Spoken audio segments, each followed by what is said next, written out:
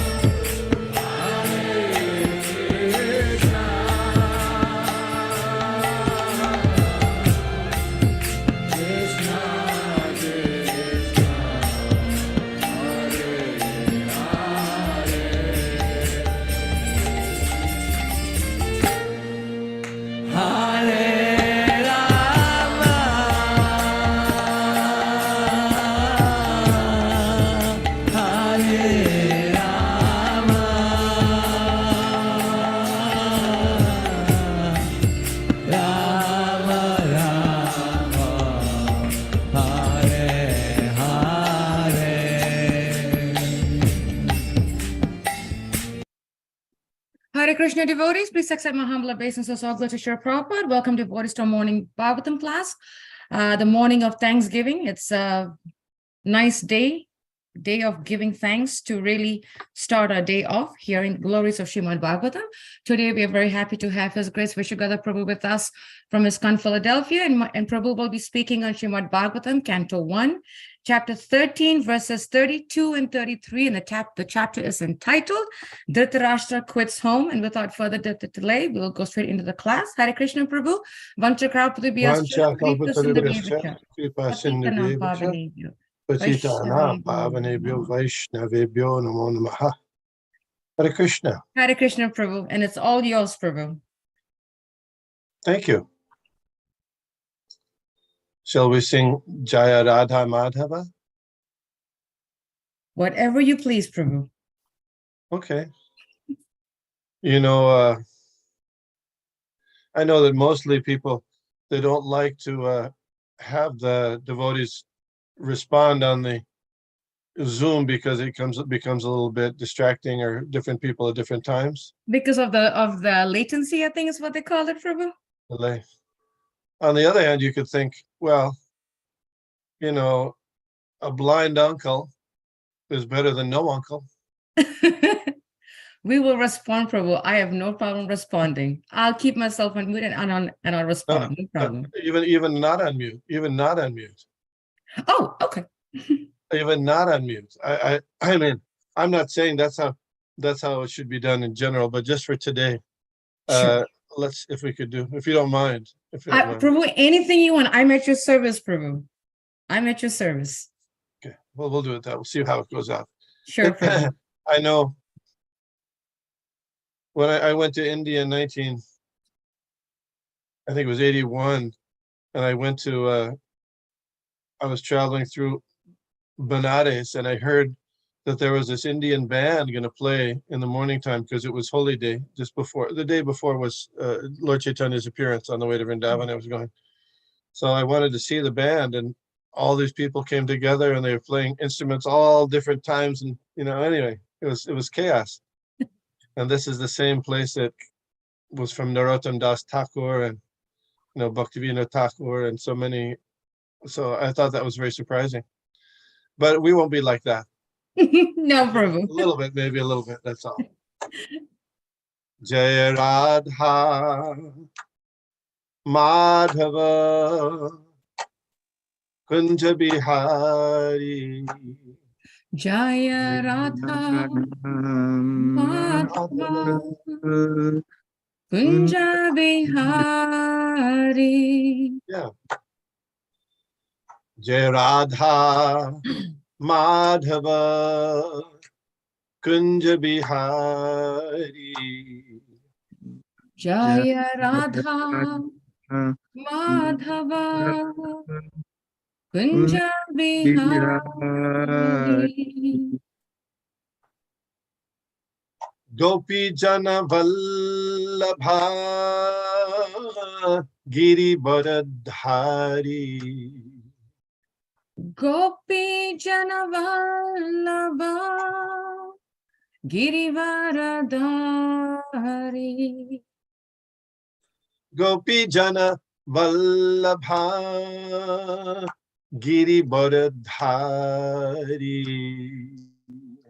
Gopi Jana Vallabha Girivaradhari.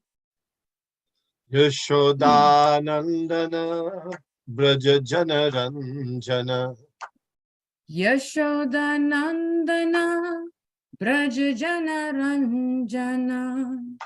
Yashodanandana Braja Jana Ranjana. Yashodanandana Braja Jana Ranjana. Jamuna Tira Vanachari. Yamuna Tira Vanachari. Jamuna Tira Vanachari. Yamuna Tira Vanachari. Jai Radha Madhava Kunja Bihari. Jaya Radha Madhava Kunja Bihari. Jai Radha Madhava Kunja Bihari. Jayo Radha Madhava Kunja Bihari. Gopi Jana Vallabha Giri Varadhari.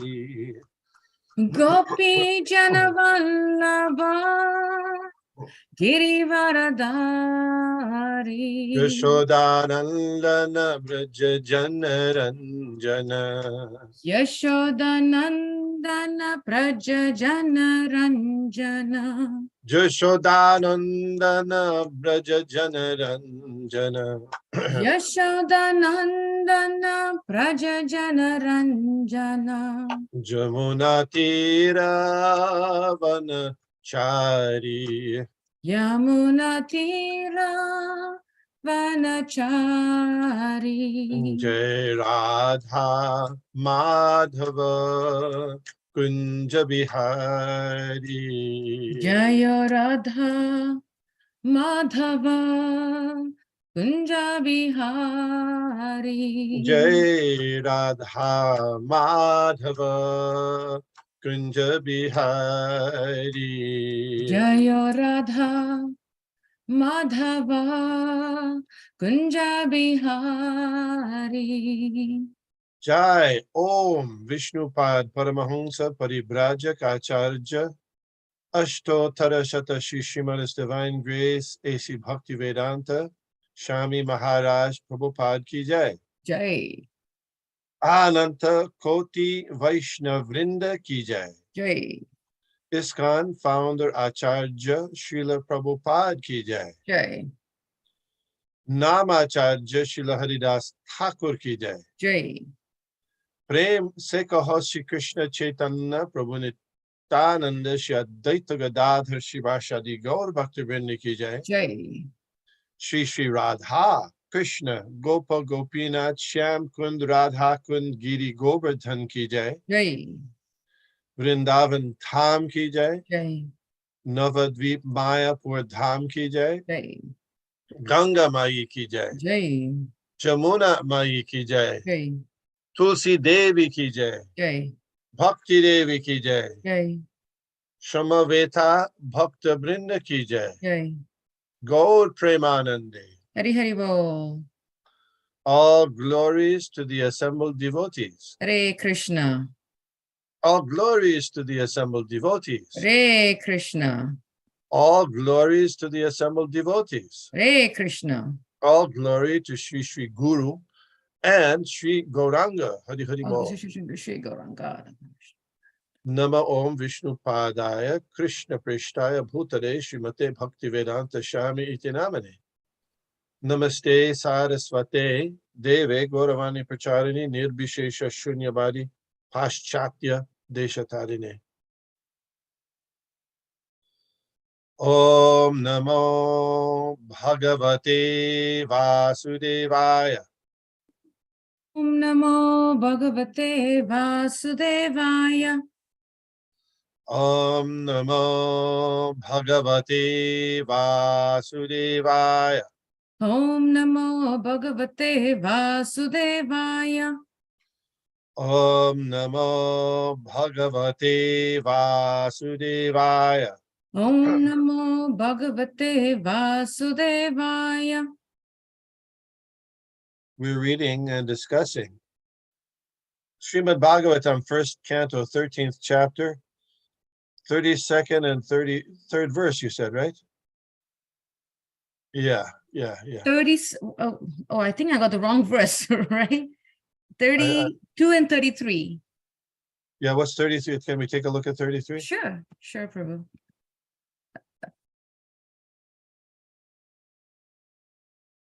Yeah. Okay. So we'll chant 32, and then I'll just chant 33. Yeah. Sure. Oh, I wanted to read a brief letter from Srila Prabhupada. Wow. About chanting Sanskrit here. I thought it was interesting. I was reading through some letters yesterday. Wow. So, you ever heard of Krishna Bol? No, Krishna Bol, no. At some point, there was in the Gurukula, they were, like they made a game so that kids would answer questions and they get points and stuff like that. Krishna Ball. Oh, So no. anyway, so Srila Prabhupada wrote this letter to the devotee who started it. Please accept my blessings. I beg to acknowledge receipt of your letter regarding the Krishna Ball game, and it should be stopped immediately. This thing will be a taxation on the brain of the young children. Why are you inventing? Why you are not satisfied? You are all only inventing and spoiling money. You should teach the children perfectly Sanskrit and English instead of spoiling time and money. The children cannot pronounce correctly the Sanskrit. Let them read it correctly. That is wanted first. They must pronounce nicely Sanskrit and English. English is no difficulty. If you can do this, then your education is all right. You may introduce contests, but if the children and the older devotees cannot pronounce Sanskrit correctly, it is all a useless waste of time. What do you think? What do you think about that? But what is that Krishna Bowl? Is it like a bowling game or something? Because I've never heard that before. They have two sides. I think they had something called, way back then, they had something called a college bowl, which is a TV game. And so they had two sides. And so then they would ask questions. And so the people would have to, in order to get points for their team, they would have to answer the questions correctly. Boom, one side, the other side. Oh, something like that. Oh, okay. Anyway, I thought, that's a pretty strong letter, Prabhu. It is. And I thought that the last part was quite significant about Prabhupada was complaining. That was 1972, that even us senior devotees weren't chanting the Sanskrit properly. So we have to learn from all of you, Prabhu. That's the goal. And we'll learn from Srila Prabhupada too. Yeah. Yeah. Oh, here you'll see on the second line and the fourth line, there's the dot under the H. How do you pronounce that? Prabhu, is it silent or is it with an A at the end? I always get that confused. I think my understanding is technically, like if you look in the back of many of the books, they have the Sanskrit guide of how to pronounce it. That's called, you're supposed to say Manasaha. Nitrayaho. But I don't do that. And the reason I don't is because usually Srila Prabhupada didn't do it. Not always. Sometimes he did, but usually he didn't, if you hear him chanting. But it's certainly okay and correct. Okay. Technically, it's correct, but I don't do that for that reason. But, devotees can chant it that way. Srila Prabhupada sometimes would say, there's different variations on pronouncing, like the first verse of Srimad Bhagavatam, Janmad Yashya Yaton Vayad Ditaratas Chartesh Abhi. What is that word? Abhi? You know this verse? Prabhu, I don't remember, I have to admit. Okay, Abhigya. Is that JN, right, Prabhu? JN with a, yeah. He said you can pronounce it Abhigya or Abhijna. And he said he had said that in New York in 1971 or 72, maybe. I've heard many proper disciples pronounce as Gya. I think. Prabhupada said that's Gya. Yes. He said you can also pronounce it Jna, which is interesting. Okay, so here we are. Since I'm on the subject, sometimes devotees chant before chanting this verse. They chant. Have you ever heard this? Narayanam namaskritya. Have you heard that before? Naram chaiva narottamam devim saraswatim vyasam tato jayamutirayet. Before reciting the Srimad Bhagavatam, which is our very means of conquest, we first offer our obeisances to Nara Narayan Rishi, the supermost human being, to Mother Saraswati, the goddess of learning. Who else? Naram Chayava Naram Devim Saraswati and Srila Vyasadeva, the author. But I don't do that. Why not? It says you must do this before reciting Srimad Bhagavatam, right? It says you must. So how come? Why shouldn't we do it? What do you think? Maybe we should institute that all over. What do you think? We would just do what we are told by Srila Prabhupada to do. That's the safest thing, I think, Prabhu. We are safe. If Prabhupada didn't do it, we're not gonna do it. Okay, so yeah, Please guide us, Prabhu. What is the best thing to do? I'm not saying what's best, but I know that Srila Prabhupada generally didn't do that. He didn't chant that verse or Shinvatam Sakata Krishna. I mean, devotees do it, but Srila Prabhupada didn't do it. And then people would say, well, wait a minute. Didn't he know that it says before reciting Srimad Bhagavatam, you must offer these obeisances to, of course, if you were there in Naimisharanya, were any of you there at Naimisharanya hearing the Srimad Bhagavatam from Sutta Goswami? At least you don't remember. I doubt it, Prabhu, because I was very fallen. Okay. But, of course, they recited that verse the first time, when it was doing the first chapter, but subsequently, did they recite that verse every day? They started? Because they were there for years. You have to do it once, right? You have to do it once. You don't have to do it every time. I mean, there's nothing particularly wrong with doing it every time, but you've done it once. And that's how I understand it. And so it's not that Srila Prabhupada, who translated it, forgot about it.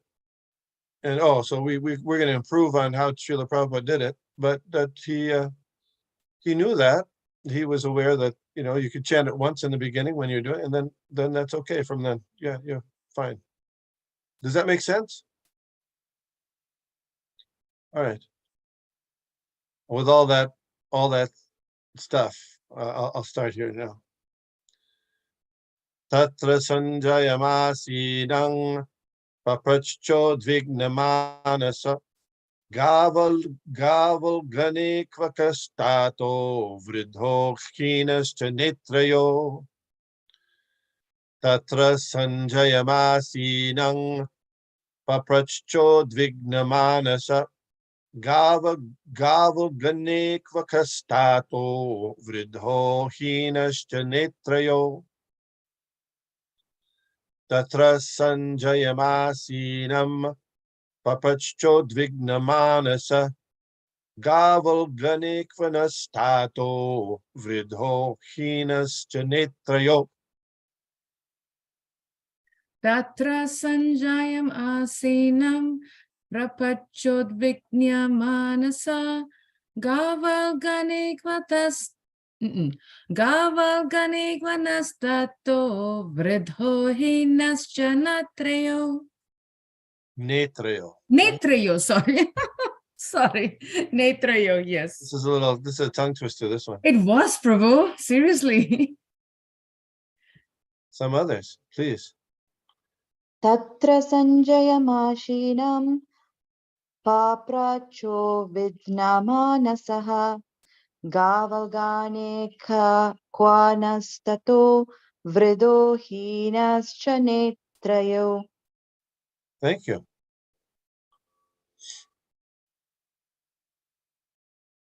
Others. What about Jita Mandal? Is he at work already? He's not, but it's but you can pick him in, Prabhu. Jidmitra. Jitamrita, yeah. Jitamitra. No, he's hiding. Okay. Nitya Gopal, you're going to chant. Go ahead. Yes, please, Nitya Gopal, Prabhu. Thank you, Prabhuji. Hare Krishna. Tatra sanjayamasinam prapachodvignamanasah gaval ganekva nastato vruddho hinascha netrayoho. Thank you.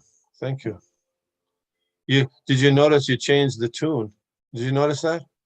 Anybody notice? Yeah. There's that tune. Tvevaham jatunasam natvam neme. That's people like that tune. I chant a different tune. Raghunath Bhatta Goswami. Do you know Raghunath Bhatta Goswami? One of the 6 Goswamis. He was the son of Tapan Mishra, and he was very expert in chanting Srimad Bhagavatam. When he would chant each of the verses, in 3 different tunes. So we have 2, we got 2 today. We need 1 more, then we'll be following Raghunath Bhatta. But I don't know if those were the tunes he chanted. But anyway, thank you. Thank you. Tatra, there, Sanjayam, unto Sanjay, Asinam, seated, Paprachcha, he inquired from, Udvigna Manasa, filled with anxiety, Gaval Gane, the son of Gaval Gana, Sanjay, Kva, where is, na, our, Tata, uncle, Vridha, old, Hinacha, and bereft of Netrayo, the eyes. Translation. Maharaj Yudhishthir, full of anxiety, turned to Sanjay, who was sitting there, and said, "Oh, Sanjay, where is our uncle, who is old and blind?" Next. Ambacha hataputrartha pitravya gata suhrit api mai akrita pragye hatabandhu sabharyaya asham samana shamalam gangayam dukkito patat. Synonyms. Amba, mother, aunt. Cha, and Hataputra, who had lost all her sons. Artha, in a sorry plight. Pitrivya, Uncle Vidur. Kva, where? Gata, gone. Surit, well-wisher. Api, whether. Mai, unto me. Akrita pragye, ungrateful. Akrita pragye, ungrateful. Hatabandhu, one who has lost all his sons. Sa, Dhritarashtra. Bharyaya, with his wife. Asham samana, in doubtful mind. Shamalam, offenses. Gangayam, in the Ganges water. Dukkita, in distressed mind. Apatat, fell down. Translation. Where is my well-wisher, Uncle Vidura, and Mother Gandhari, who is very afflicted to all her son's demise, due to all her son's demise.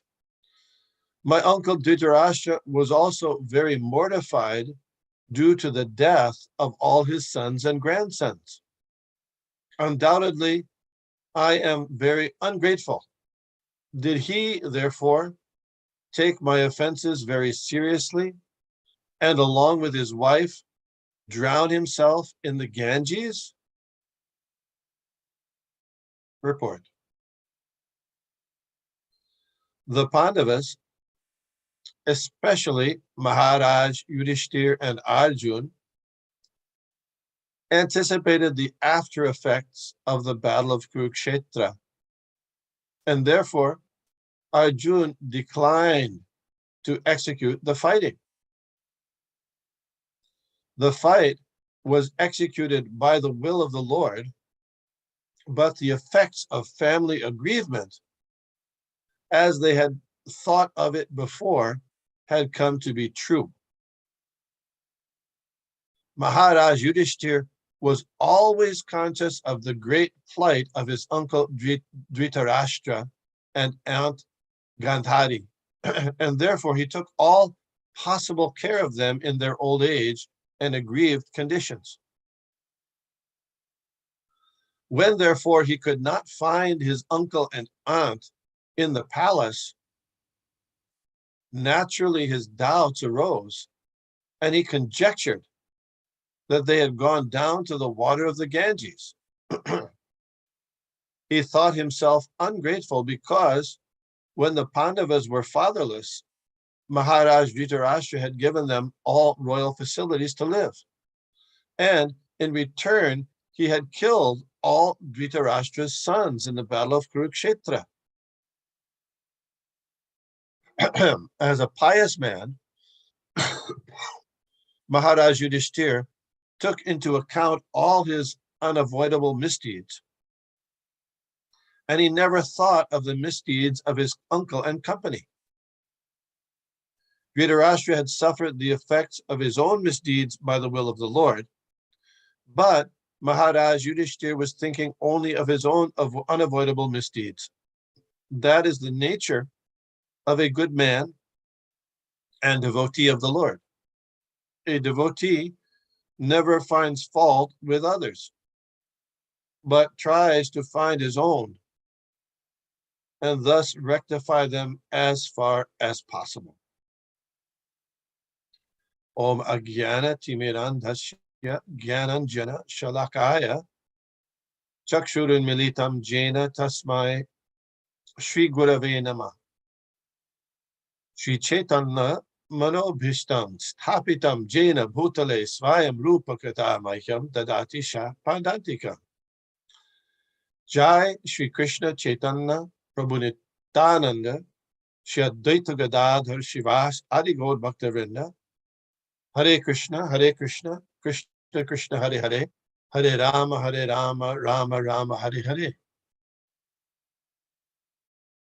I would like to ask permission and blessings of the seniors who may be present here, either on this Zoom or via YouTube, who may be senior by age, by advancement in Krishna consciousness, or by involvement in the Hare Krishna movement. Thank you. Prabhu, we are all very junior, literally babies in the cradle, Prabhu. Well, you never know. Even though somebody may be a new devotee or a relatively newer devotee, by their sincerity, they could be rapidly advancing, much more than me, because I have all these other, other thoughts. But it's certainly possible. Certainly possible. One doesn't know. Thank you, And Prabhu.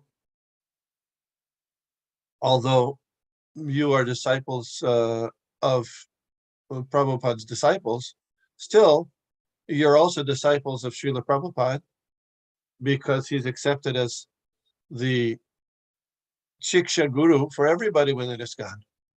So that's a very important point. So you can make advancement just as any of the disciples of Srila Prabhupada can, because of the Shiksha of the two. Both are important, initiation and hearing, Shiksha, instruction, but of the two, Shiksha is more. Srila Prabhupada is there for you as well. So there's no bar. You could be, and perhaps you are, and that's okay. Of course, you'll never admit it if you are, but you could be much more advanced than me, and that's okay. So I'm here just I'll try to say some things, and I want to get your input as well, because this is this verse and purports that we are reading here, continuing from what was said.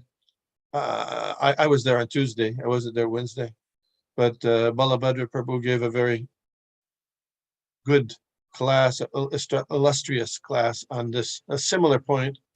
So I thought we'd just go over this purport, and especially Maharaj Yudhishthira and Arjuna anticipated the after effects of the battle of Kurukshetra, and therefore Arjuna declined to execute the fighting. So what did Arjuna, and here where Srila Prabhupada is also noting Maharaj Yudhishthira, what did he worry was going to happen by the fighting in the battle of Kurukshetra? There's a bunch of things that he said. Well, one was he didn't want to kill his relatives because of family material attachments. Yes, not only because of material attachments, but for another reason as well. The total 5 reasons Arjun gave. One is Varna Sankar, another is happiness, one is sin. There's 2 more. Yes. So let's let those first 3 were, he won't be happy. He won't be happy if the relatives are killed. He won't be able to enjoy his the kingdom with all his relatives dead. Then what was the second one you mentioned, Prabhu? Varna Sankar. Yes. Traditions, and the men will be died, so the independent will not have any shelter, and they will cause the decline in the society. So, right, when the elders or the senior people in the family are killed, then the traditions are lost, right? The family traditions, which are, of course, in that time, now we have different family traditions. Like you got to go to the ball game on Thanksgiving or something like that. But those times, the family traditions were in concert with dharma. So those family traditions get lost because of the loss of the people who were enforcing them or encouraging them. Yeah. Sin, it's sinful. You can't kill your teacher. That's against the rules. Don't kill your teacher. You can't kill your uncle. You can't kill your brothers, your cousins, this thing. And as a result, if all these widows are there, then some of them might become by unprotected. They have kids, and then those kids having not a proper family situation, they'll cause trouble in the society, which goes on. We see that today also. So these were the things that Maharaj Yudhishthira and Arjuna were concerned about, and pretty much they were true. Still, Lord Krishna wanted Arjuna to fight, and the Pandavas to fight. Yudhishthira Maharaj was one of them, to establish a godly kingdom. But here, Maharaj Yudhishthira is not focusing on that aspect that Lord Krishna wanted him to fight, wanted the Pandavas to fight and reestablish a divine kingdom, a devotee-led kingdom. But he's focusing on his own faults, even though Dhritarashtra was a mischief maker. Isn't it true? You think, even before Lord Krishna went to Dwarka, did I say that? I don't know if I said this in this class, but if you read in Srimad Bhagavatam, Lord Krishna stayed in Mathura for maybe 15 years or so after he came to Mathura from Vrindavan. And Akrura had invited him to his house right in the beginning, after Lord Krishna had killed Kamsa and reunited with his father and mother Devaki and Vasudeva. So Akrura at that time had invited Lord Krishna to his house, but Lord Krishna said, yes, but not now, I'll come later. You remember this? Then, just before he left, years later, then he visited Akrura's house, just before he left for Dwarka. And when he was visiting with Akrura, visiting his house, then he had a request for Akrura. You know what the request was?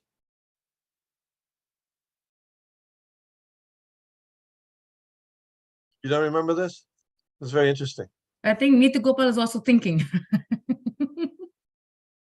And so Lord Krishna requested Akrura, because Akrura was a diplomat. He was a politician. He was working before he was working for Kamsa. Now I don't know who he was working for now, but Krishna said, please go to Hastinapur and talk to Dhritarashtra, because he's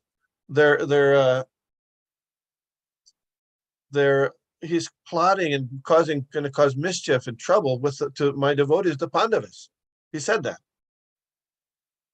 So Akrura accepted Krishna's order, of course. He's a devotee of Krishna, and he went there, and he talked to Dhritarashtra in Hastinapur, and Dhritarashtra said, well, nothing I can do. It's just his fate. My son is too powerful. Nothing. It's just fate, like that.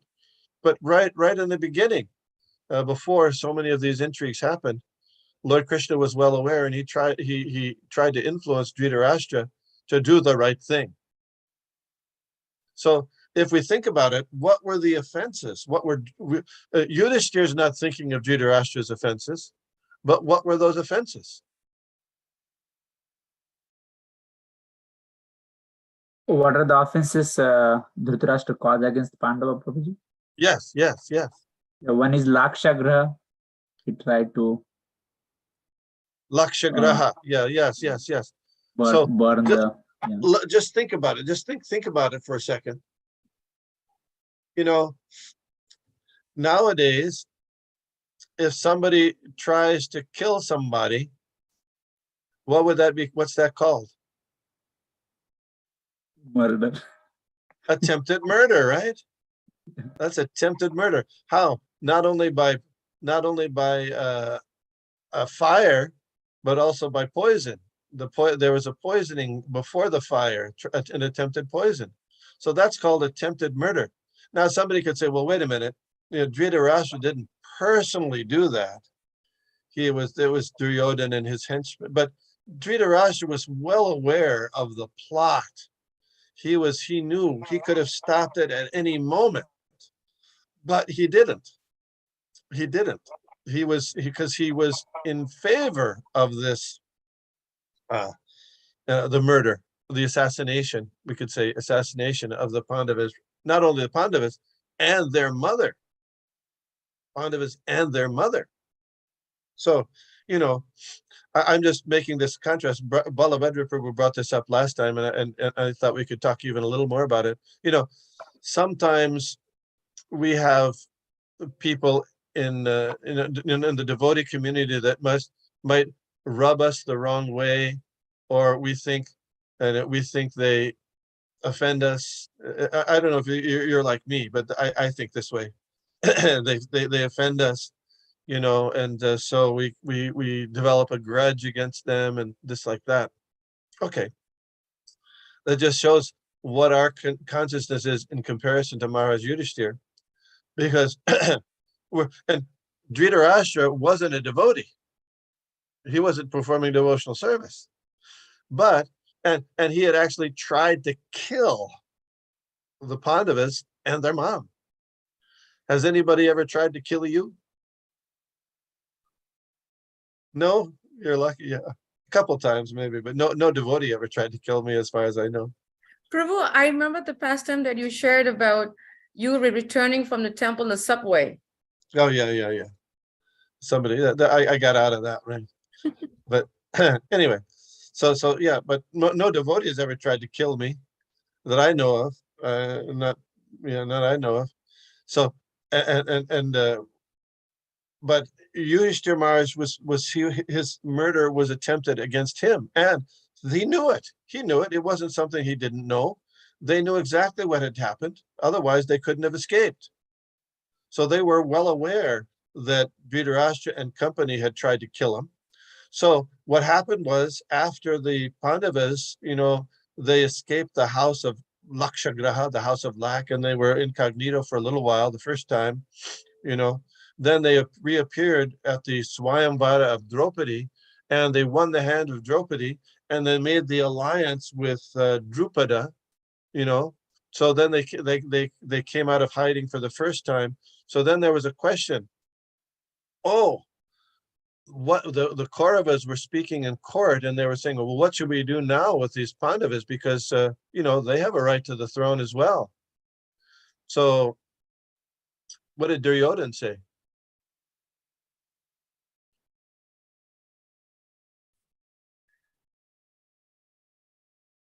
He became, I think, because when the Pandavas were incognito, lack of a better word, after the house of lack, I think they made him the crown prince.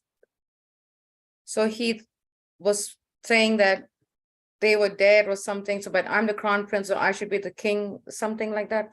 If I'm Yes, yeah. In relation to the Pandavas, though, he was really uptight because he said, well, they know we tried to kill him. They know we tried to kill him. So we better kill them first. And if by hook or crook, maybe we can bribe one of their associates and they can kill him in the middle of the night. That was his thing.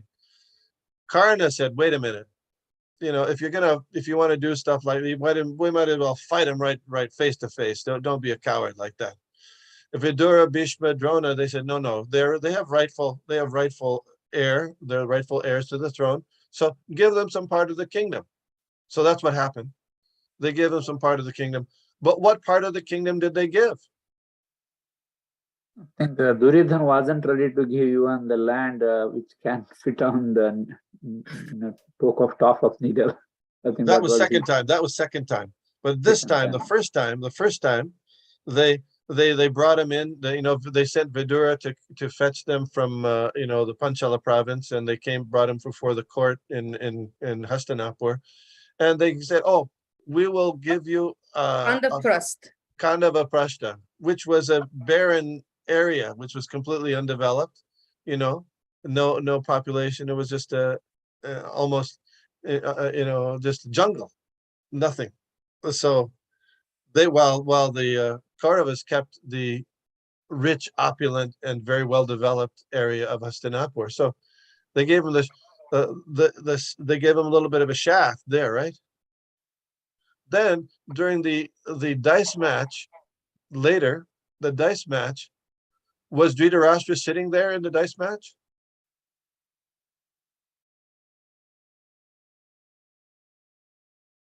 I think Yes. it was Sabha, so he should be part He of was Sabha. there, It was a whole Sabha. But he was yeah. blind. Yes, he was there. He couldn't see, but they were telling him what was going on every step of the way.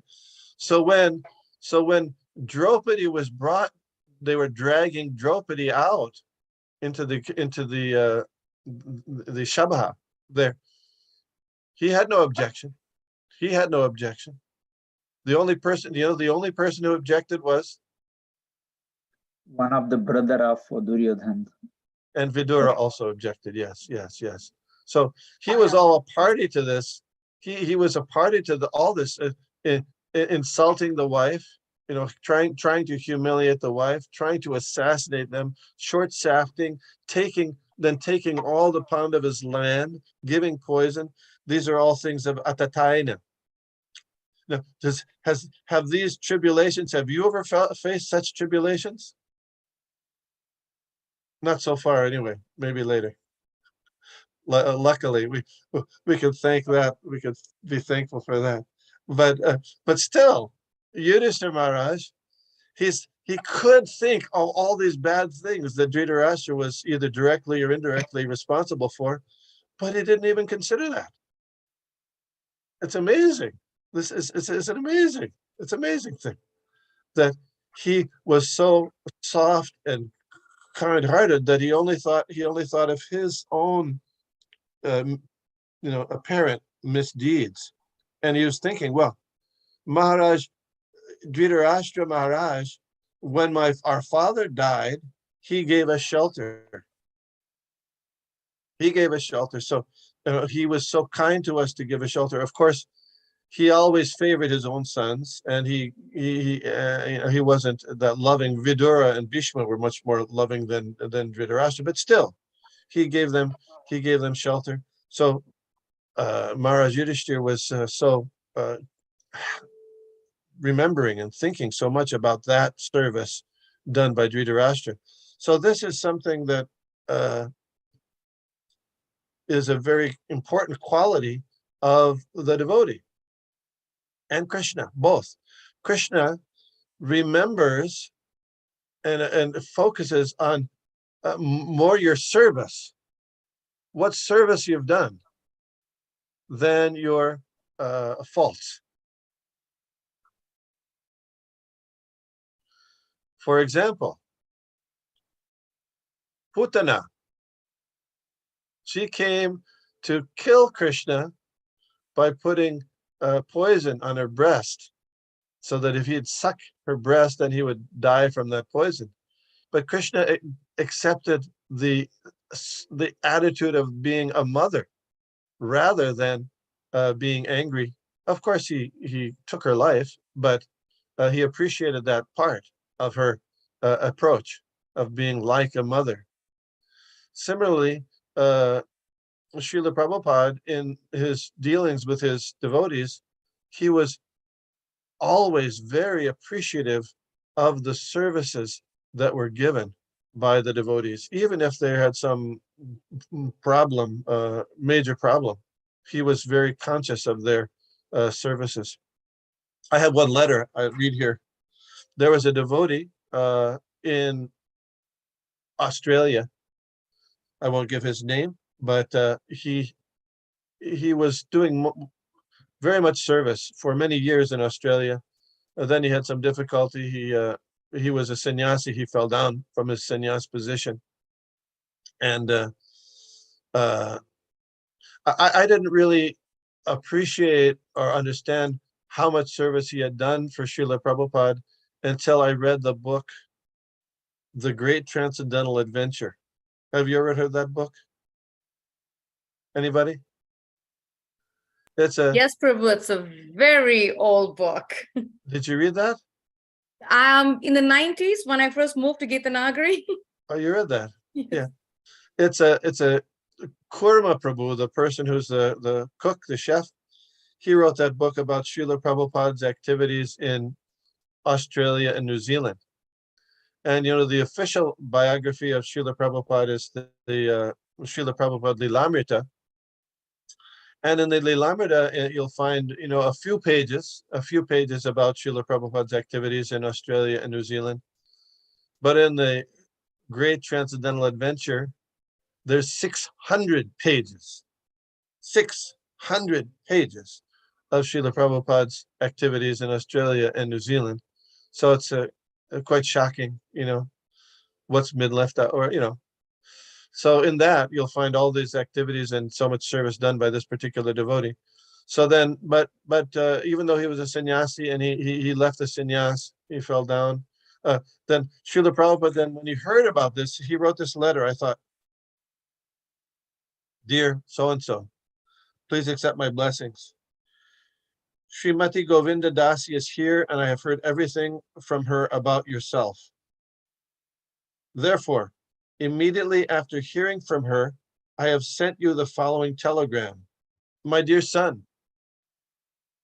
please immediately come here and live with me. So when you come here, we shall talk in detail, and according to the conditions, we shall arrange everything. There is no worry. I am still prepared to accept you as my original disciple. And if there's anything wrong, I am prepared to try and correct it so that your life may not be spoiled. Please, therefore, come here immediately and live with me. Wow. That's like, you could take that he had that caused so much trouble in the society. Not Prabhupada just accepted his service, that he was recognizing the service that he did so wonderfully for many years. He didn't forget that. So to find the fault is our habit, usually our habit. And why do we find fault in others and devotees? Why do I do that? Why do you think that is? Prabhu, I was remembering a comment that Chandramani Swami mentioned in one of his class, Prabhu, that I think he said that it was from Bhaktivinoda Thakur, where he said that if we find fault in another person, that that we have to look within ourselves and see if we have that, and that's why it's bothering us in another person. If I'm saying it correctly, but that's what's coming to my mind. Yeah, that's the same point.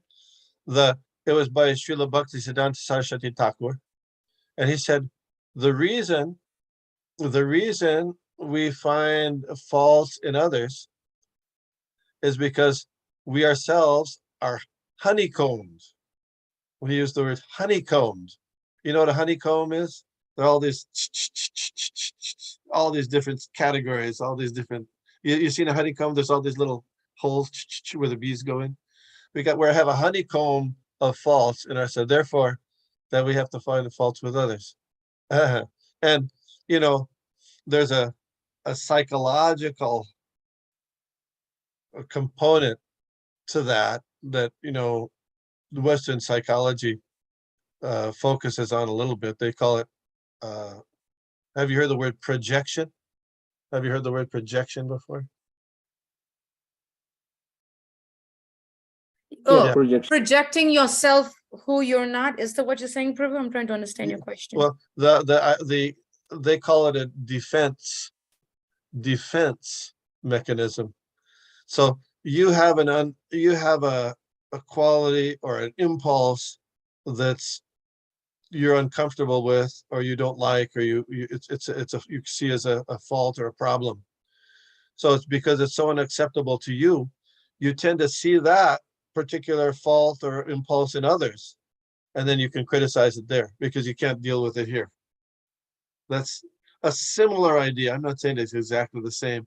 And it may actually be in the other person, or it may not, but you project it on others.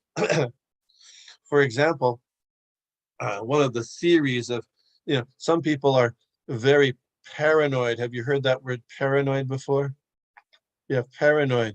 They think that the people are against them. Sometimes they believe they're being investigated by the CIA or the FBI, and sometimes they are. But or that people are spying on them, or they want to hurt them and stuff like that. Well, it's not unusual. I'm not saying that it's always the case, but it's not unusual that those people they have a built up anger that they want to that they actually want to hurt others, but they can't. They're not aware of it and they can't express it. So what they do is they see it in others. Oh, everybody else is against me, when actually I want to hurt everybody else. You follow? Anyway, so the idea is that because of our own faults, then we tend to see those faults in others a lot, and we begin distracted in that way. Two things happen. We get distracted and we forget, well, really, Krishna consciousness, devotional service means to improve ourselves. Now, I don't know if I can improve that person so much, but at least we got to improve ourselves. And we've got all these kind of difficulties ourselves. Let's pray to Krishna, to the Supreme Personality of Godhead, to relieve my heart of all these dirty things that are inside, and let me chant a little bit more seriously and sincerely, so that I can actually make a little progress instead of finding all these faults with others, which just distracts me from looking at myself. It's a good pastime. People watch TV or go to the movies. They don't have to worry about, if they see things happening outside, they don't have to worry about what's going on inside. So the devotee, that's a hard thing. And with Maharaj Yudhishthir, this was Dhritarashtra tried to kill him and insulted his wife, stolen his property. Still, he wasn't ready to insult him. What to speak of, our people of we think have aggressed or humiliated or treated us unfairly. Well, so this is a really good example of the quality of a devotee. I certainly can't even come close to this type of mentality and behavior, but it's something to aspire to. I mean, I was thinking, at this point, that thinking of all the people that I have, I might have grudges against within the world, or within even the Krishna consciousness movement. Can I get beyond that? How do you get beyond it? How can you get beyond that? Things happen. One Prabhu, time, I was going to ask that question. How can we get beyond that? what do you think? Because if we can't get beyond it, we're stuck. We're stuck in a miserable condition. Or holding on to that critical nature, critical being. We can't be grateful. We can't be thanksgiving because we have this negative attitude towards others. So how do we give it? Well, any ideas from the devotees? Prabhu, Sincere, I'm sorry. Go ahead, Nitya. sincere surrender at lotus feet of the Lord will make us purified. Yes. that sincere surrender, and coupled with a desire to be able to forgive. Ah, okay, okay, I didn't. Yeah, that happened. Okay, let I forgive it. I forgive you. Even though you don't need me to forgive you. Okay, but I'm going to forgive you. I'm going to be able to do. That's the quality of a Brahminical person. Forgiveness, forgiveness. They don't hold a grudge. So, uh, ah, praying at the lotus feet of Lord Krishna, let me forgive those people that I think, have offended me or whatever. Usually persons, I think people who offended me, they think I've offended them. Actually, that's usually, what happens? That's how it often happens. But anyway, so how to do that? Maharaj Yudhishthir was very advanced. He wasn't even thinking of that. Well, hey, good riddance, Dhritarashtra. Look at all that stuff you did. He could have said that, right? He didn't do that. Good riddance. Yeah, they're out. And another interesting point here is that Dhritarashtra, he was thinking that Dhritarashtra and Gandhari had gone to drown themselves in the Ganges. I mean, where did that come from? Where did that come from? They must have been so depressed. Who kills themselves? People who are depressed, right? They must have been so depressed by their son's death that they went and drowned themselves in the Ganges. Well, I was thinking that's another component to the, what Arjuna and Yudhishthira were worried about, that, people were going to not stop doing their religious duties when all these people are killed. Well, one reason is because there's no seniors or leaders of the family, but another reason is because when people are depressed or sad or mourning, they tend not to follow, they try to give up on their religious duties, isn't it? Then that happens. That's another component, as Prabhupada is describing here. So the nature of a good man and devotee of the Lord, a devotee never finds fault with others, but tries to find his own. We start looking inside, we'll start to find all these faults. It's very, very hard.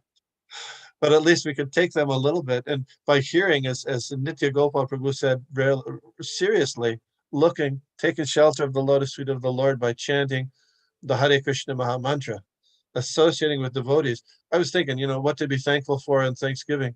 One of the main things to be thankful for is the association of you devotees, because that keeps us in line with continuing to do devotional service to Lord Krishna. So we can talk about, with nobody to talk about Krishna, what would we do? We'd have nothing. So Srila Prabhupada's grace, Lord Krishna's grace, Lord Chaitanya's grace is to have the society of devotees to have people to enjoy Krishna consciousness, enjoy devotional service with. So thank you very much. I know it's time. Oh, no, Prabhu, it's a day off for us. So we're good. Prabhu, that's one question that I would like to ask, and if you could shed some light on it when you were asking about, how can we get rid of that block, or, that fault finding block. And I was wondering if you could shed some light if this method also works. In Gitanagari, in my early days, I was trained that whenever we have issues with a devotee, or we feel offended, or we found fault finding or whatever, we were told that the devotees that who have offended us, or we have offended them, actually we have offended them, we should serve them. That's really, really, really hard. To serve someone that have offended us, we have offended them. But I was trained that if we do that, it's like, really cleaning our hearts. Is that? Yes, sure. But that's tough, Prabhu. Of course, very tough. That's what breaks through. Yeah, it's a very, very tough one. We know Lord Chaitanya said, I'm the servant of the servant of the servant. Yeah, so okay, well, I'll serve this person, but I'm not going to serve that person. That's a little hard. Yeah, to be able to serve devotees, even when sometimes the devotee doesn't appreciate it or doesn't maybe not even want it, but to be so magnanimous, liberal, to give them service. Where that service means Krishna conscious service, not outside of Krishna consciousness. Yeah, that's a great way to do things. Yes, also, now we're in Zoom land, but we don't offer obeisances too much. Raghunath Das Goswami, he was offering obeisances. You know how many times he offered obeisances to devotees every day? Any guess? I know he was in the thousands, like 100,000. Yeah, 1,000 times, 1,000 times. Yeah, I thought, Like, yeah, you 1,000 could say, times. how can Yeah, you do that? How can you do that? I mean, we may get like one at the most, right? And then we have arthritis, we say. Yeah. So, I mean, really, offering obeisances, sure, those are powerful activities to fall at the feet of the person, say, please. Even Srila Prabhupada in his last days when he was in Vrindavan, he called his godbrothers to the Krishna Balaram Mandir, many of the godbrothers, and you know what he asked them? If I have, No ifs. He said, please forgive my but offenses. forgive me if I offended you. Please- Yes. No, I ifs. No ifs. No ifs. just please. Oof, Please wow. forgive my offenses, he said. Yeah, I mean, and actually, most of them had been very, very critical of Srila Prabhupada and the Krishna consciousness movement. But still, Srila Prabhupada didn't take that. He just said, please forgive my offenses, please. And that was very moving to them. Prabhu, I have a question I had a sharing. I remember that many years ago in Githanargit, there were two bhaktas, and it was this was in the mid-90s, I think. There were two bhaktas that were serving the cows, and they couldn't see eye to eye. They had a lot of differences, and it got in a very heated conversation to an argument to the point that it got into a fist fight. It was real. It got into a fist fight, and the case went to my spiritual master Bhaktitirtha Swami, and he said that the person that started the fist fight, that did the first blow, should serve the other devotee for 1 month. And we were like Krishna Chaitanya, and I literally saw this devotee, like he would wash the other devotee's clothes, he would bring him prasadam, he would do this for 1 month, Prabhu, and after that they became best of friends. Wow. I mean, the credit to the devotee that was able to do that. That's a very strong, order, and that he was able to carry it out is really speaks a lot. Yeah. I mean, initially he was like, but because he was, he was a disciple, so he had aspiring, so he said, let me just follow. But I actually saw that magic, and that has always made me a believer. Wow, if we feel like we have offended a devotee, the best thing to do to clean up the fault, like a better word, is just make ourselves serve and become humble and pure. But after that they became the best of friends. I couldn't believe it. Very It interesting. was amazing. But I have a question, Prabhu, is when there are differences between two devotees, and when one devotee realizes that, what, I've offended you, please forgive me, please accept my, obeisance, my apologies, but the other devotee is not ready to forgive. What happens, Prabhu? Is there a reason the other devotee is not ready to forgive? I think it's just holding on to the grudges, the pain, I think it's the grudge, the pain, of afraid to be hurt. I think the point is afraid to be hurt again. Because I'm thinking about that situation, and then the point where, where we hear, from acharyas, that if we offend a devotee, Krishna takes it very seriously, and it takes one asking for forgiveness from the other in order for the Lord to free us from that, that pain or debt. So, but if the other devotee is not willing to forgive because he's concerned, he's got this fear, I don't want to be hurt again, I don't trust that person. And I'm just thinking, how long will that continue? Like, how can one let go? I mean, I'm just trying to think of what happens, Prabhu.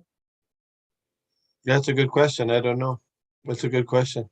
Yeah. I mean, the first devotee, who's in this case the offender, would I would say that they should try to continue to ask for the pardon, forgiveness, if possible. It could be that the offended devotee doesn't want to deal with the person. Oh, I don't want to see you. I don't want to see your face. Get out of here. Well, that makes it very difficult. There's always writing and stuff like that. I mean, it's a very, very tough situation. Very tough situation. Generally speaking, if a person requests your forgiveness, then usually devotees do give that forgiveness, but in this case, not always, I see. Dhanadhar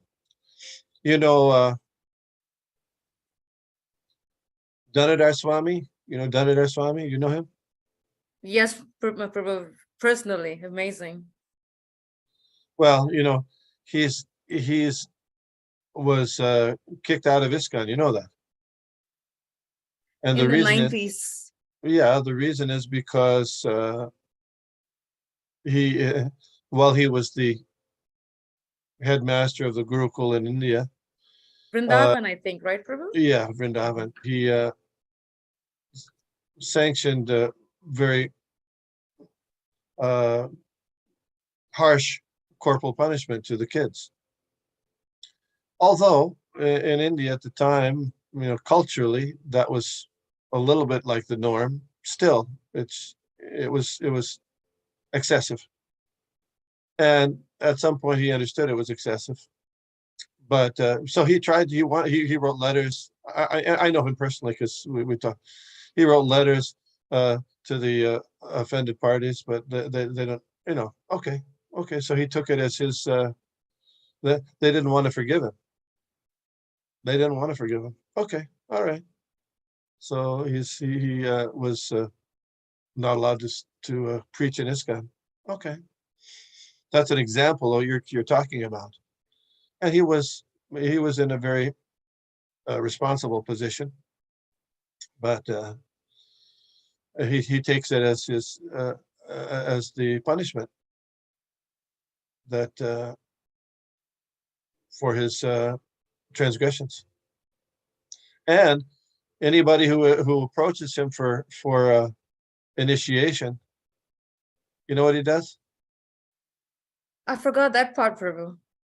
He has them read all the bad stuff about him first. Oh, yes. All his, yes. All the allegations and stuff. You have to Before read they're those willing to first. accept him. Yes. Yeah, because those are the facts. Yeah. I mean, he's not trying to deflect it, accepting responsibility. And yeah. But anyway. I remember when it was the passing of Bhaktitirtha Swami, he wanted, one of the gurus that he wanted to be there was Dhanudhar Swami.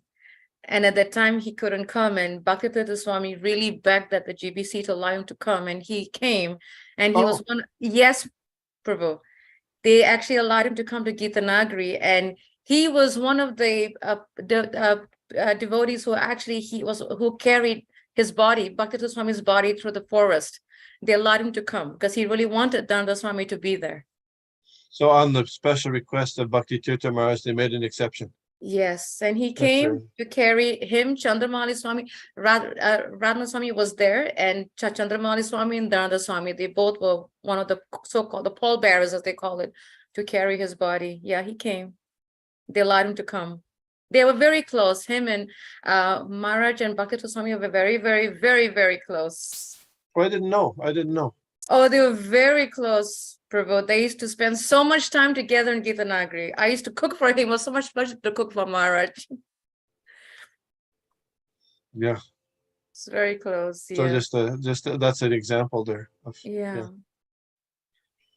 And he's so merciful. Still, he just comes and he's so humble, so merciful. I love his mood. So surrendering. Amazing. I was just thinking because when you're talking about March Yudhisthira, you know how so much has happened, and you asked us, did any of this happen to us? It didn't.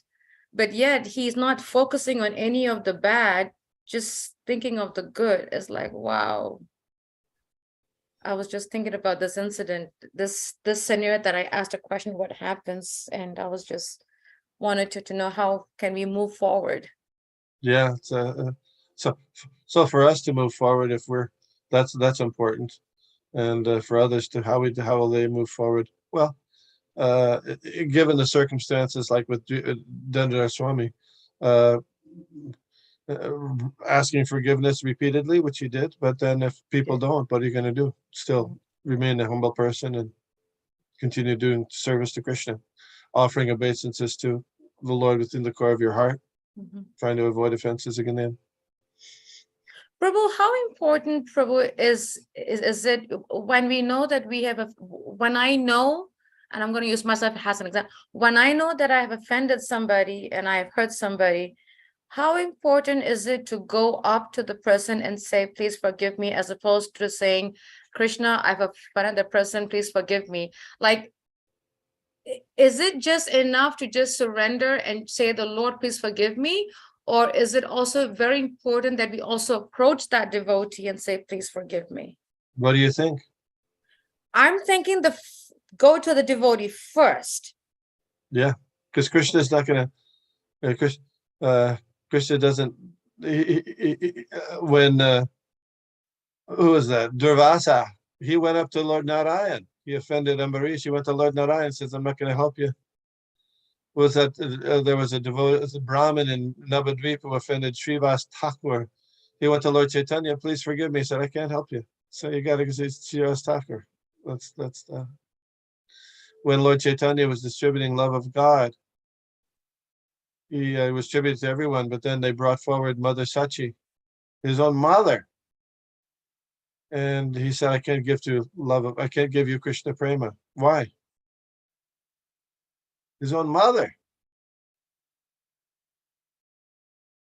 Because she had offended. He said she had offended Advaitacharya. Advaitacharya, because Advaitacharya used to hold, Advaitacharya had two houses, one in Shantipur and one in Navadvip, not far from Lord Chaitanya's house. And he used to have Srimad Bhagavatam, Bhagavad Gita discourses in the house. And Lord Chaitanya's older brother, Vishwarup, used to attend. So when Vishwarup took sannyas, Mother Sachi blamed Advaitacharya. So because of that, Lord Chaitanya knew, and he thought his mother, you can't offend a devotee, even the mother. So we have to, although it's tough, sometimes it's very tough. We can't. That's a part of the thing. And whether you have to go to them personally, face to face, or whether you can call them on the phone, I mean, that's okay. Prabhu, my last question, Prabhu, I'm sorry for asking so many questions. There's such a really deep, reflective purport, for me, is, Prabhupada says here in a last sentence, the devotee never finds fault with others, but tries to find his own, and thus rectify them. And Prabhu, this is the challenge. How can we find our own?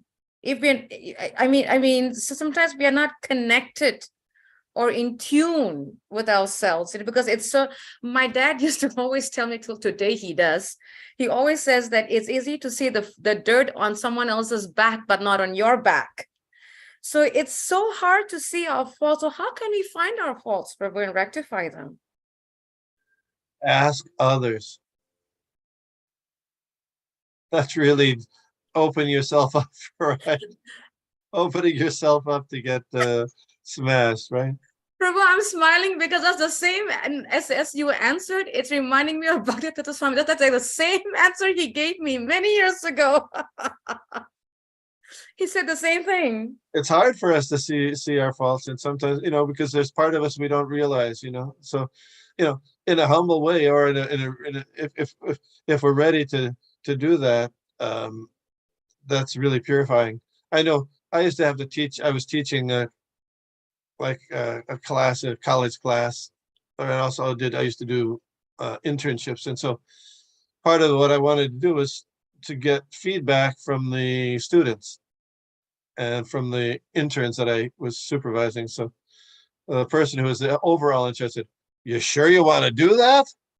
Because you might get some bad things in there." Yeah. Well, that's the tough thing. Come on. Yeah. And I did. I got some negative stuff, but come on. How do you, I have to grapple with that. Yeah, there's if if we were really so great, then we would be, we'd be thinking of Krishna 24 hours. We'd be in bliss, but we're not. So that means we got some problems, we got some faults that we got to rectify and improve on. So there's some way we can do that. Well, the quickest way is to ask other people, but we can look in terms of what the Shastra says, and here we have Maharaj Yudhishthir, the case in point today, not finding fault with Dhritarashtra, who tried to kill him, who tried to insult his wife, who stole his land, who tried to poison him. Hey, I'm not even close. I'm nowhere close to this. Not even, I didn't even try for that. I don't even try for that. So let me make some improvement here too. It's really amazing, Prabhu. As soon as you asked the answer, all I could think of my Guru, his face saying, "Go ask someone." He was like so clear in my mind. Thank you, Prabhu. That was definitely a strong reminder for me. Thank you so much.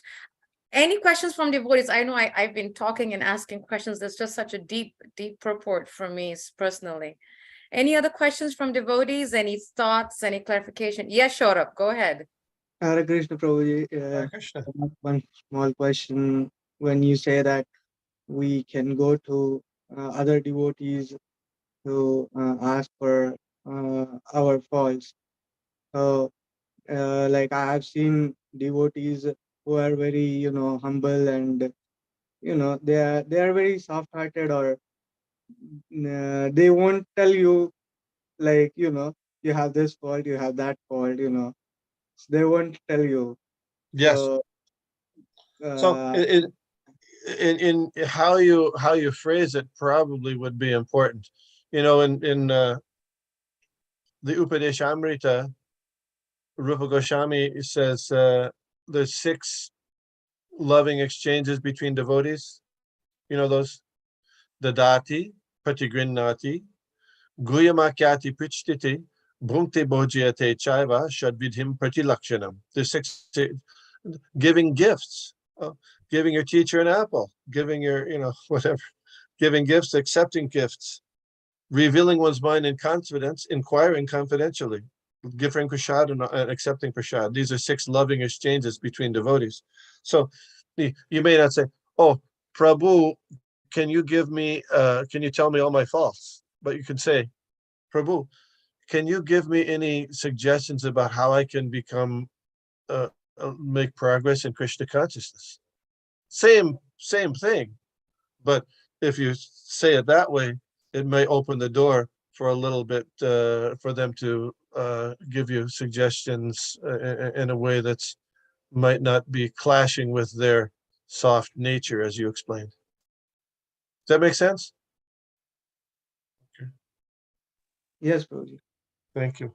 Nice question. Any questions from devotees? Any more questions? Any thoughts, clarification? Yes, Nitya Gopal, go ahead. Hare Krishna, Prabhuji, and Pranam to everyone. Yeah, I don't have any question, but I would like to thank you for such a wonderful class and such a nice discussion. It was so nice to hear all realization and wonderful discussion. Thank you so much, Prabhuji. We had some fun. Yeah. We did have fun, Prabhu. I have to agree. Yes, it was nice. I printed out a letter by Srila Prabhupada. I don't think we have time to read it now, but you can look on the Veda base. It's Atreya Rishi, February 4th, 1972, Atreya Rishi. And it's all about devotees finding fault, and it's very, very enlightening letter. When you get a chance, Atreya Rishi. It's a letter. Prabhu, did you say 1970? Yeah. Bombay, there it is, February 4th. Okay. I will send this link on the group for the devotees Oh, to okay. read it. Okay, yeah. Really Very nice. Sure. Thank you so much, Prabhu, for giving us extra time of you. And thank you to all the devotees for joining us. Vanchakrapatibhyascha, Kripasindhavevcha, Patitanam Pavanebhyo, Vaishnavebhyo Namo Namaha. Srila Prabhupada ki. Jai. Jai. Thank you so much for a wonderful class, Prabhu. Hare Thank you, Krishna. everyone. Hare Krishna. Hare Krishna. Hare Krishna. Hare Krishna, Rukmini. Happy Thanksgiving, everybody. You too. Happy Thanksgiving. Thank you.